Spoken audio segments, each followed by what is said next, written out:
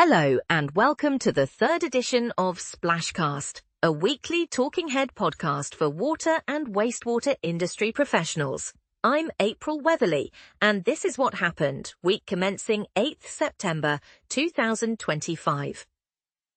Following the resignation of Angela Rayner, the UK's Prime Minister, Sir Keir Starmer has reshuffled his cabinet. Steve Reed, who has been Secretary of State for Environment, Food and Rural Affairs since July 2024, has been appointed to Angela Rayner's role of Secretary of State for Housing, Communities and Local Government.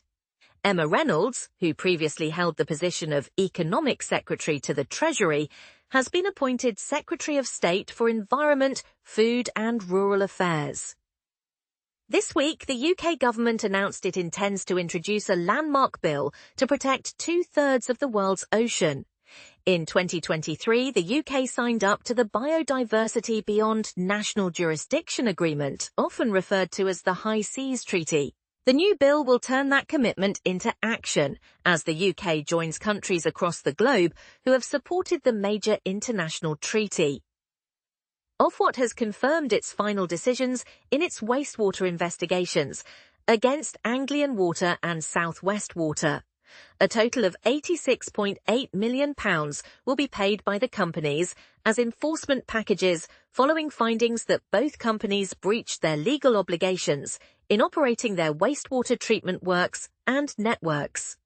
In stepping up to acknowledge what has gone wrong and how they will put things right, Anglian Water and its shareholders will fund a total enforcement package of £62.8 million, and South West Water will fund an enforcement package of £24 million.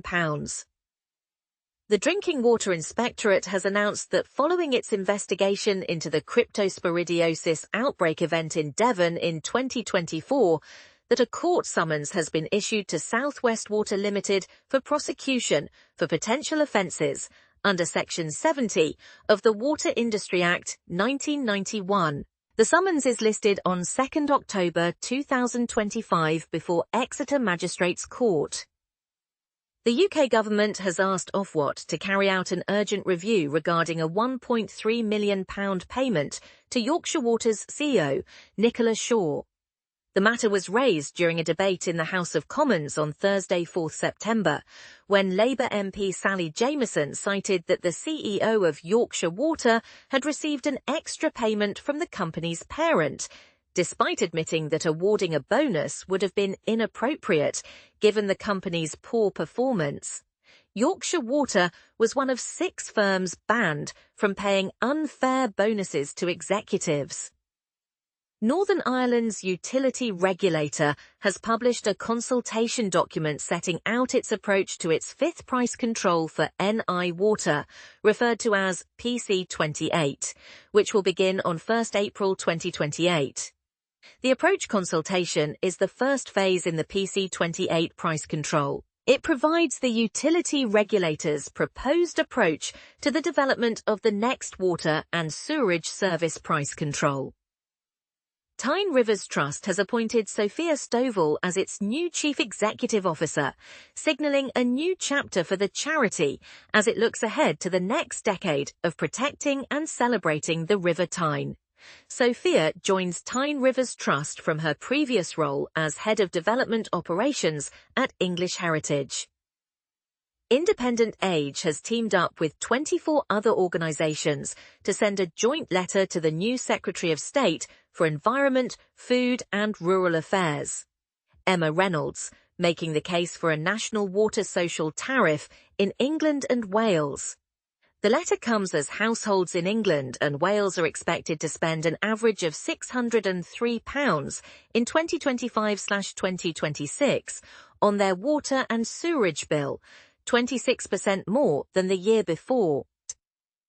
And finally, Port of London Authority, in collaboration with Thames Water and environmental charity Thames 21, has completed a 3-week project and removed about 5 million wet wipes that had congealed into a 250-metre island on the foreshore of the Thames near Hammersmith Bridge. Also among the 114 tons removed was towels, scarves, trousers, pants, a car's engine timing belt, and even a set of dentures that had been trapped in the island. That's it for this week. I'll be back next week for another episode of SplashCast. Take care of yourself, and I'll see you next time.